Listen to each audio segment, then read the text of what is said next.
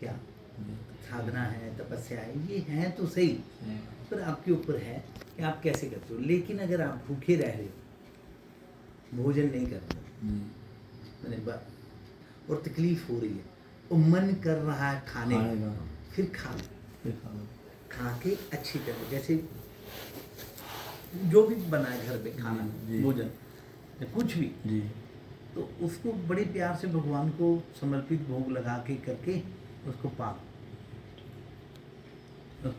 के बढ़िया ढंग से पेट भर के राज्य लगा के फिर उसके सामने बैठो, फिर उसके सामने बैठ जाओ, फिर जपो, उससे बातें करो, जो भी बात करनी वो मुझे लगता है ज़्यादा अच्छा। अब खा ही नहीं रहे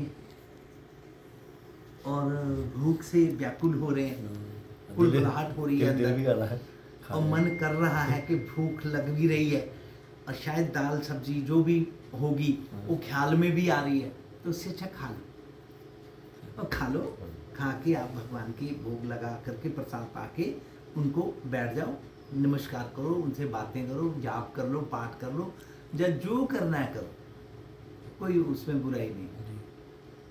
उसमें परमात्मा नाराज नहीं होते हैं, प्रसन्न ही है। परमात्मा प्रसन्न है तभी तो जीवित है। भगवान अप्रसन्न होंगे मर नहीं जाएगा ये बीमार। जब समझ लो भगवान की कृपा तो इंसान पे है, ये अगर बीमार होता है ना, समझ लो भगवान नाराज हो गए। मेरे को ऐसे लगता है, सही नहीं, बीमार हो रहे हैं, नाराज हो रहे हो, क्यों? क्योंकि हम अपना ख्याल नहीं रखते। ये मंदिर है ना, मंदिर है तो मंदिर में कोई डैमेज, कोई हल्का फुल्का कुछ हुआ है तो इसका मतलब क्या हुआ? कोई तो गड़बड़ी हुई होगी अपने से, तो उसको हमने केयर नहीं किया, ध्यान नहीं दिया, तो अब उसे रिपेयर करना है। तो रिपेयर कैसे करोगे? अब रिपेयर करने के लिए खाना पीना बंद करना पड़ता है, उलट पुलट वो सारी चीजें बंद करनी पड़ती हैं, उल्टी पुल्टी बंद करनी पड़ती है। अब फिर ट्रीटमेंट के लिए, कोई उपचार के लिए दवाई पट्टी जो भी होती है वो, लेकिन कोशिश यही करनी है कि बीमार आदमी खाना नहीं खाए ना, जितना ज़्यादा हो सके वो अपने आप को खाने से, खाना खाने की जो वस्तुएं हैं बंद कर दे, फल फ्रूट भी बंद करे 2-3 दिन। कमजोरी आएगी, कोई बात नहीं, आने दो, वो अपने आप ठीक हो जाए। शरीर के अंदर सिस्टम है ठीक करने का। दवाइयों से जो हम ठीक अपने आप को करते हैं वो गलत करते हैं। नेचर है ना, ये नेचुरल है, नेचर है, परमात्मा की देन है ये दवाइयों से थोड़ी बना हुआ है शरीर। ये तो 5 भौतिक शरीर है, 5 भौतिक है। पृथ्वी से बना तो पृथ्वी से संबंधित सारी चीजें अपने आप ही इसमें हैं, जल भी इसमें है, अग्नि लीवर इसका बिल्कुल तंदुरुस्त है, आकाश हम ले ही रहे हैं हवा, ऐसा। तो ये सारी वायु, आकाश, सारा कुछ तो हमारे शरीर में, हवा चल रही है, हम खुद हवा के साथ चल रहे हैं, सांस ले रहे हैं, तो ये सारा कुछ हमारे साथ होता है। तो इसलिए इसको थोड़ा सा नेचर के ऊपर छोड़ दिया जाए कि देखा जाए। हाँ, ये बात जरूर है, थोड़ा सा हवा लगने दो, रोज हवा लगे, और कोशिश करे कि ये 2-3 दिन अगर बीमार आदमी कुछ नहीं खाए तो शरीर स्वस्थ होने लगता है। हाँ, खाने की चीजें नहीं खानी चाहिए। हाँ, एक चीज है, उसको जितना ज्यादा हो सके हवा पानी उसको बाहर दिखाना है।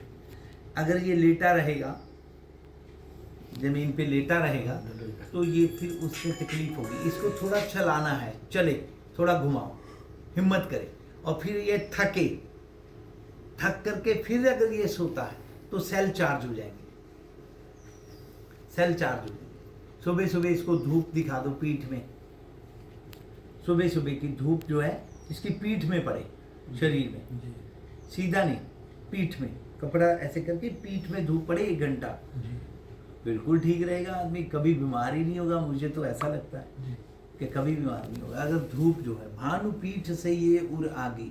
गोस्वामी तुलसीदास रामचरितमानस में साफ क्लियर लिखा हुआ है भानुपीठ, सूर्य भगवान को पीठ से सेको। और आगी जो है, आग जो है ऐसे सेकते हैं, ऐसे तापना चाहिए आग को सर्दी में, और सूर्य भगवान पीठ में। तो क्योंकि पीठ में पीछे जो है हमारे जो नसें हैं और सारा सिस्टम है वो पीठ में पीछे से संबंधित है, और चार्ज होगा, चार्ज होगा।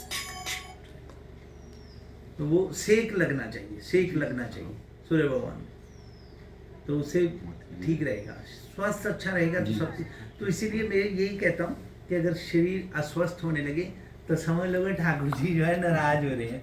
ठाकुर जी नाराज मतलब मंदिर में बांके बिहारी जी जो बैठे हैं वो नहीं, अयोध्या में राम जी बैठे वो नहीं, वो जो ये वाला बांके बिहारी है ना जो अंदर है, वो नाराज हो रहा है। उसे तंग किया तुमने, सोने नहीं दिया, ज्यादा देर जागा, आंखों के माध्यम से कह लो, कानों के माध्यम से वो लगा रखा है, सुने जा रहे हैं, सूंघने के पता नहीं क्या क्या सूंघे जा रहे हैं, खाने के लिए पता नहीं क्या क्या खाए जा रहे हैं। तो उससे वो बीमार होता है, परेशान होता है, अस्वस्थ होता है।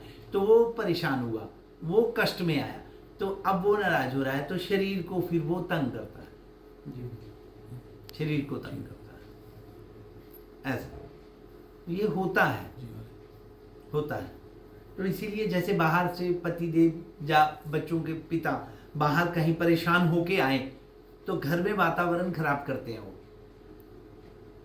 बाहर से घर का मेंबर जब घर में आए और तंग होके परेशान होके आया है, अगर कोई भी बात हो गई है, किसी ने भी तंग किया, तो घर के अंदर वो बहुत अच्छा व्यवहार नहीं कर पाएगा, उसको तकलीफ होती है, वो दिमाग में वो बातें लेके आता है जी।